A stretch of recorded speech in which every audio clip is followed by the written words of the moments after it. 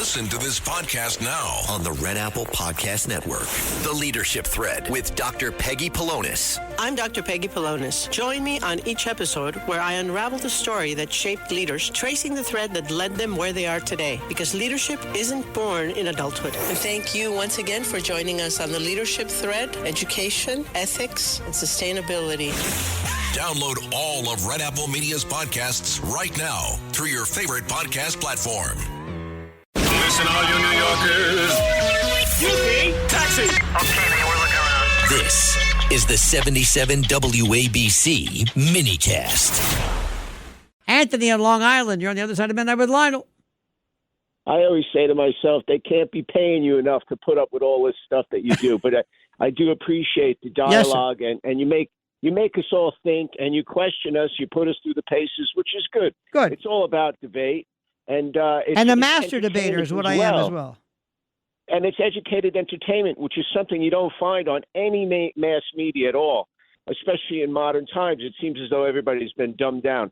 But that said, if you look at the Epstein files and all the communications that are being revealed, although many are still redacted and whitewashed and glossed over, you can see where many of the things that were claimed to be conspiracy theories were not conspiracies. In fact, there is proof. And I would bring to your attention a man by the name of Nathan Wolf, who had communications with, as well, Peter Daszak. And I'm waiting for Fauci's name to appear because I'm sure it's in there somewhere. But Mr. Epstein had invested tons of money in Moderna stocks through convoluted way, Moderna company rather, as well Stanford University and all these other big universities and stuff. So you can see where, like the COVID thing, it's looking more and more like it was done by design.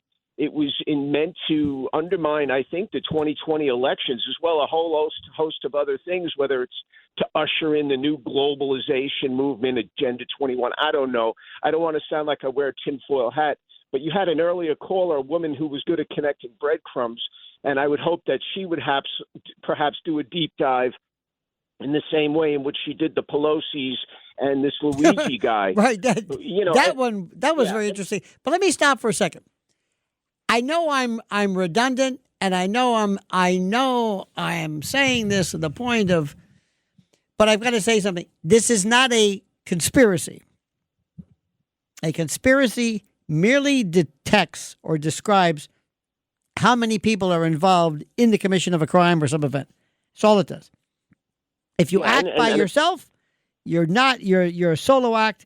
If you act, you and somebody else work together, conspire, confederate, agree to do something, then it's a conspiracy. That's all it means. It doesn't mean, but today, the word conspiracy sounds almost like alternative theory, crazy alternative, crazy idea, something nutty, wacko.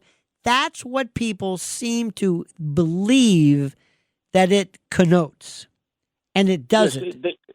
Yes, they always discredit someone's point where if you ever follow the money, it's so plain as day. It's always good for business, all these conspiracies, ironically, whether it was the war in Iraq, and Cheney's affiliation with the military. Well, let me tell you another thing, by the way, another thing that you did, which is important.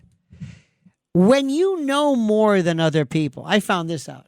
People do not care for that.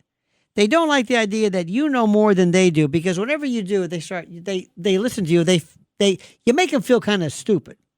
So when you're talking about Daszak and you're talking about this one and that, blah, blah, blah, they feel like, well, since I don't know what you're talking about, and since you have obviously exacted or directed a greater degree of attention or whatever it is to something, they will feel that for some reason that's got to be crazy, because things like that don't happen. For example, a contrived spread of a virus in order to bring about some Agenda 21, Agenda 2030, some type of globalist regime change. You're out of your mind. This is from somebody who has no idea what they're talking about.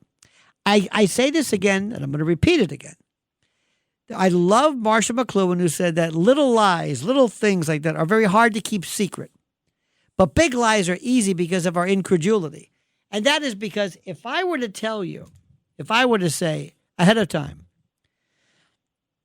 what if I was from the past, from the future in the past? For example, I met you during the time, Anthony, let's say then, and I said, listen, in about 6 weeks, you're going to see something that happens. There's a place called Wuhan, China. And Wuhan is going to be the site where this virus allegedly starts. They're going to call wet bar. They're going to talk about pangolins. Remember pangolins?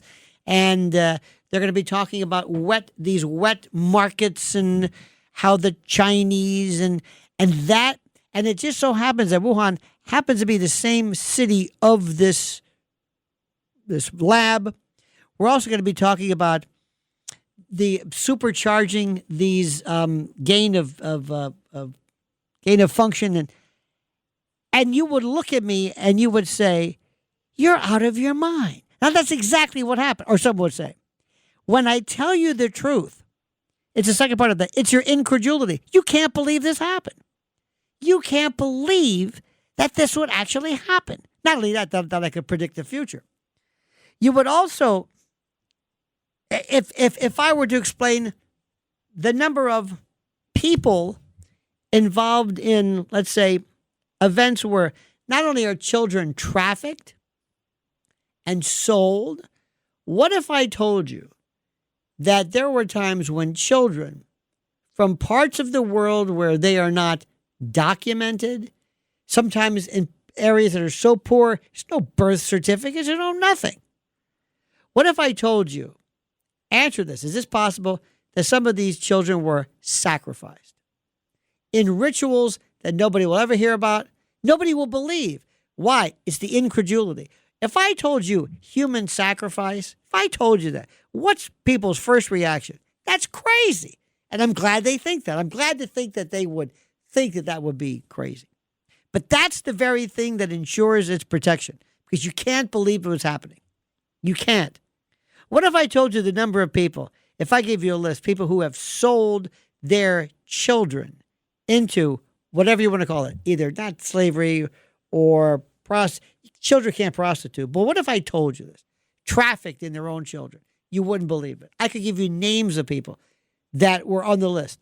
By the way, through history, you would be so sickened by this. Your first reaction is, this can't be. I don't want to believe this is true. What if I told you there are still, to this day, almost quasi-medieval, strange, satanic, occult-like blood ceremonies that are so bizarre, which deal with the idea of perpetual youth, and it's a kind of a theme where children are harvested? You would say, stop saying this. And I don't blame you. It's because of your revulsion and your incredulity. That's my cover. You don't want to believe it's true. That's how I get away with it. Does that make any sense? Listen to this podcast now on the Red Apple Podcast Network. The Idea Gen Global Podcast with George Sifakis. I'm George Sifakis. In a world overflowing with noise, there is one forum where the world's smartest voices connect, where visionaries sit at the same table as innovators, and great minds don't just talk, they act. Download all of Red Apple Media's podcasts right now through your favorite podcast platform.